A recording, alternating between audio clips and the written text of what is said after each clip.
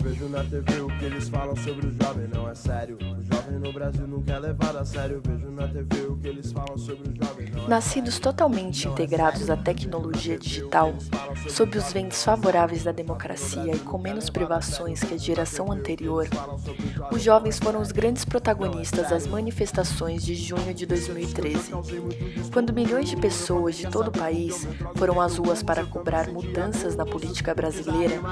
De lá para cá, a onda de indignação, revolta e envolvimento dos jovens na vida política só cresceu, e esse assunto faz cada vez mais parte da vida deles, principalmente nas universidades.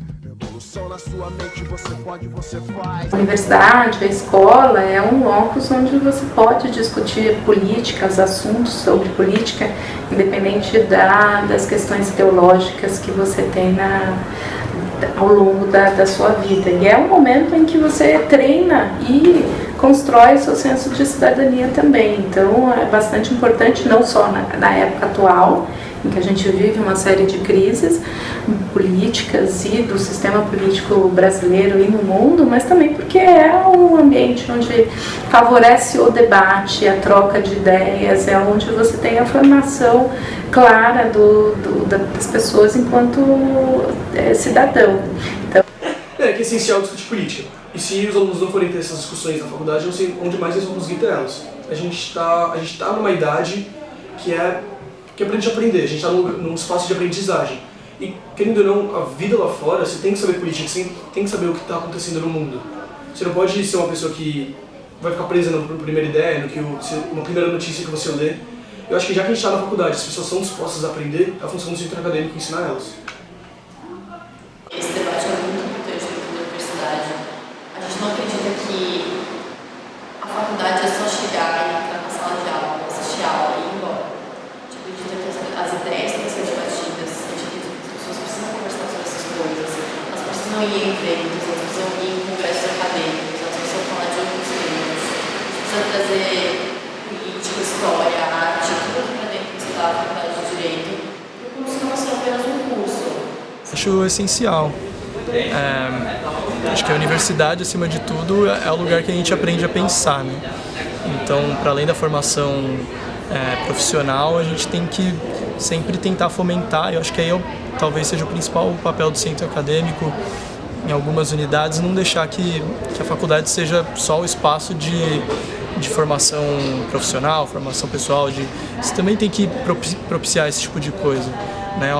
Buscando despolarizar as ideias, jovens de centros e diretórios acadêmicos tentam aproximar, ainda com dificuldades, os alunos para perto das questões políticas, como no caso do impeachment, Lava Jato e da PEC 241.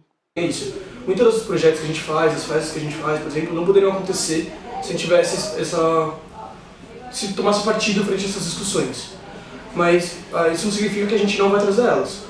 Então, quando a gente vai fazer uma palestra, por exemplo, a gente vai sempre tentar trazer alguém que defenda o assunto, alguém que é contrário ao assunto. Quando a gente vai fazer uma semana política, a gente vai tentar trazer alguém do PT, alguém do PSDB.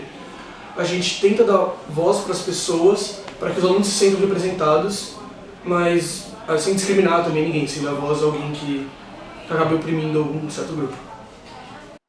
Por serem lugar de reflexão, as universidades preservam o pluralismo de ideias, ou seja, um ambiente com uma grande diversidade de opiniões, o que agrega riqueza não somente aos debates que lá acontecem, mas também ao conhecimento dos alunos.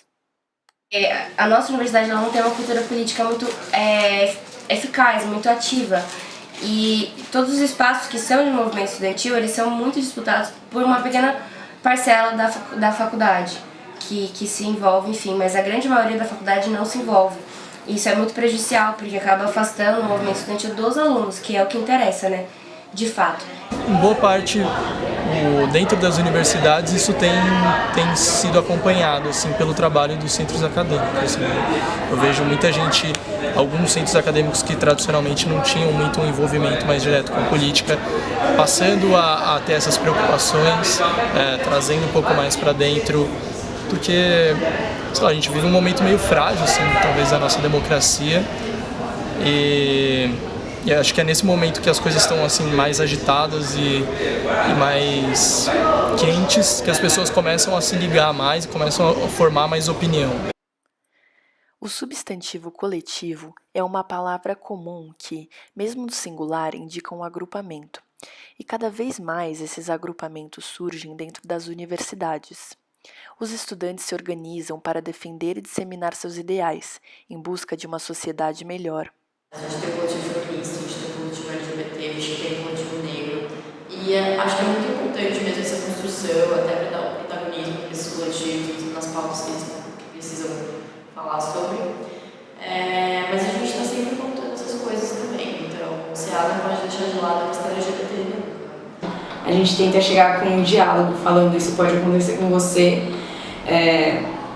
até com as coisas que acontecem dentro da faculdade. Então, se acontece de uma menina ter sofrido racismo, alguma coisa assim, acontecer de uma menina, se for tentaram beijar ela, coisas assim, a gente tenta sempre falar nas redes sociais e começou a vir várias pessoas falarem com a gente, então é uma ligação bem de diálogo. Eu acho que a forma que a gente tenta trazer as pessoas é dialogando. Os coletivos também vêm assumindo um importante papel. O representar algo ou alguém tem sido pauta de vários assuntos relacionados à política. A interação desses coletivos com as outras entidades é uma forma de fortalecer a política nesse espaço. A gente sempre procura dialogar com os coletivos e trazer essas coisas de pauta de opressão e também, por exemplo, acho que os congressos acadêmicos que a gente faz são uma forma muito boa de ver isso também.